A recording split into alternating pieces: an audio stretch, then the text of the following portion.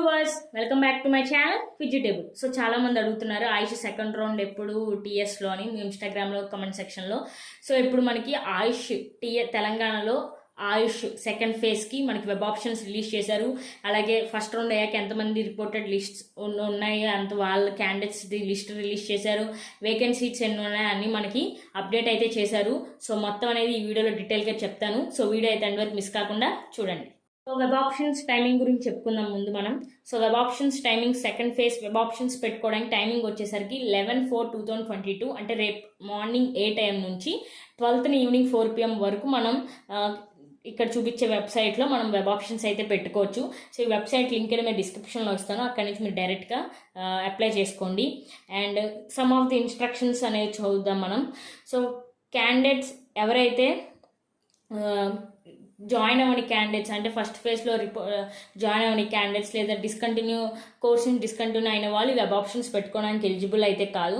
So candidates ఎవరైతే first phase కౌన్సిలింగ్లో seat వచ్చిన వాళ్ళు స్లైడ్ అవ్వాలనుకుంటే సెకండ్ ఫేజ్లో సీట్ రాగానే మనకి ప్రీవియస్ కాలేజ్లో వచ్చిన సీట్ అనేది క్యాన్సిల్ అయిపోతుంది ఆటోమేటిక్గా. అలాగే యూనివర్సిటీ ఫీజు వచ్చేసరికి మనం 8,000 పే చేసి మనం అలాట్మెంట్ ఆర్డర్ డౌన్లోడ్ చేసుకోవాలి. సో ఫస్ట్ రౌండ్లో ఆల్రెడీ యూనివర్సిటీ ఫీజు పే చేసిన వాళ్ళు మళ్ళీ పే చేయక్కర్లేదు. అండ్ ట్యూషన్ ఫీజు వచ్చేసరికి మనకి కాలేజ్కి రెస్పెక్టివ్ కాలేజెస్లో మనకి అది చెప్తారు.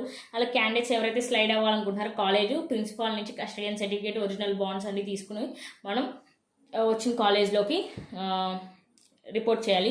అండ్ క్యాండిడేట్స్కి మనం కోర్స్ని డిస్కంటిన్యూ అయితే కానీ లేదంటే వేరే కాలేజ్ స్లైడ్ అయితే కానీ మనకి సర్టిఫికేట్స్ అనేది మళ్ళీ రిటర్న్ అనేది మనకి ఇవ్వరు.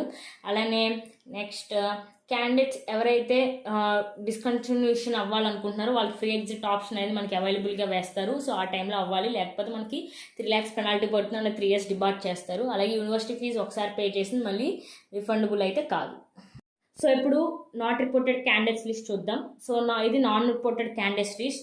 సో phase 1 అయ్యాక టోటల్గా ఇన్ని మెంబర్స్ అనేవాళ్ళు మనకి క్యాండిడేట్స్ రిపోర్ట్ అయితే చేయలేదు. సో phase 1 అయ్యాక మనకి టోటల్గా 181 మెంబర్స్ అనేవాళ్ళు క్యాండిడేట్స్ రిపోర్ట్ అయితే చేయలేదు.